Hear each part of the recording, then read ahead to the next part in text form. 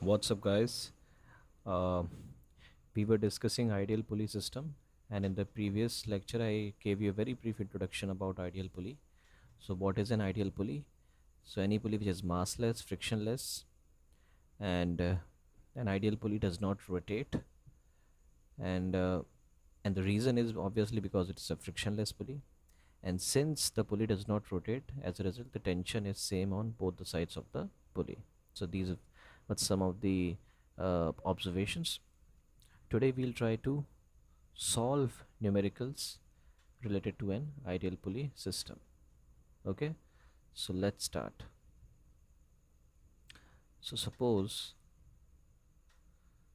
there is an ideal pulley and there are two masses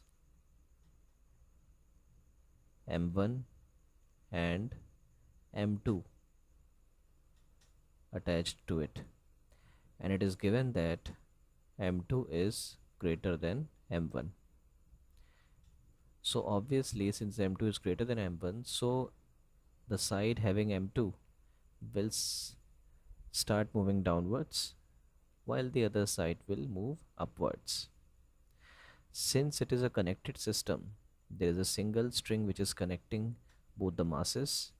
Hence, the acceleration of m1 and m2 will be equal.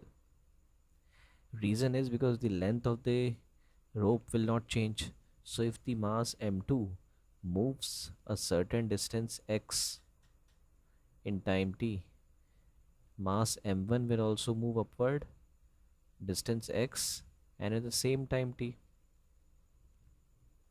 Okay, so the velocities will be same as well as acceleration, because if the acceleration begins to differ, then in the very next moment the speeds or the velocity of both the masses will change, and this is impossible given that the length of the string is or length of the rope is constant. Okay, so acceleration will be same, but the direction of acceleration will be different. One of the masses is going downward, the other mass is going upwards. Okay, I've already told you the tension will be same in on both the sides. So let us say the tension on this side is T, so tension here will also be T. Okay, now let us draw the free body diagram of both the masses. Let us see mass m1 and mass m2. What are the forces acting on the masses? m1g is the force of gravity. Similarly, m2g is the force of gravity. Tension is pulling m1 upward, tension is pulling m2 upward. What is the difference between the two? If you see, the acceleration a is upward while the acceleration a is downward for m2. Since acceleration for m1 is upward, hence tension has to be greater than m1g. Since tension is greater than m1g, as a result there is a net force on the mass m1 in the upward direction, which is the reason for the acceleration a. Okay, so I can write T minus m1g, which is the net force, is equal to mass times acceleration. This is the equation number 1, and this we have derived from mass m1. What about mass m2? Now since this is accelerating downward, so obviously m2g will be greater than T.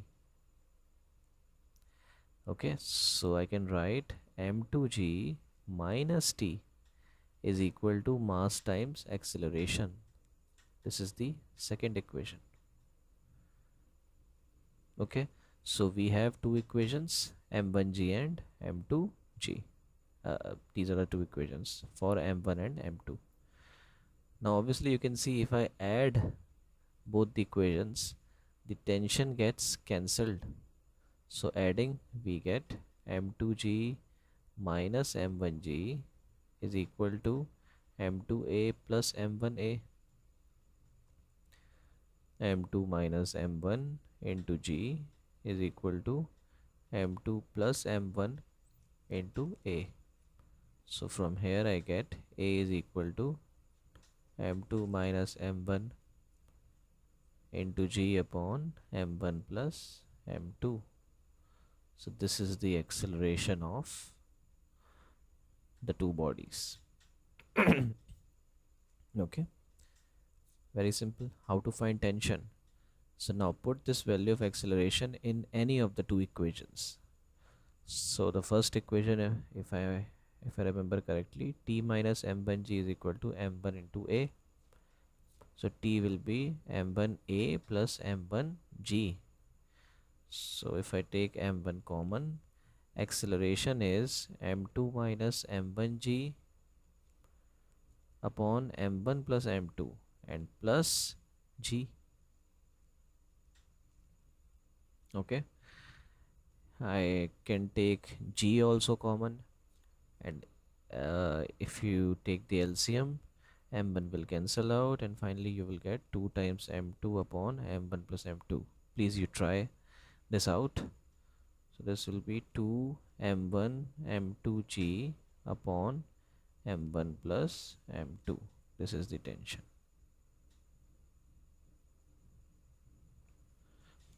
Okay, so we have derived the expression for tension as well as the expression for acceleration. Okay, very simple. Now let us try another problem. So suppose again this is the pulley. I have a mass m1 and here another mass m1, and this is the mass m2. The question is find acceleration and second tension in both strings.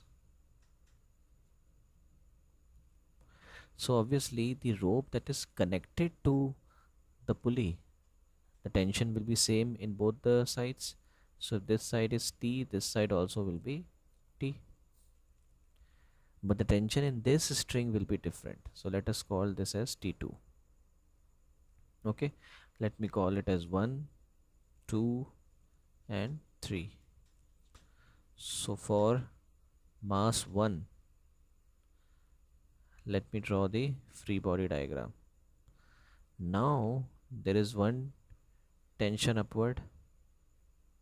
Okay, there is m1g, which is the force of gravity, and there is another force. If you see this rope, T2 is pulling this mass, second mass, upward, and the same tension T2 will pull m1 downwards, because ropes or the tension force always pulls.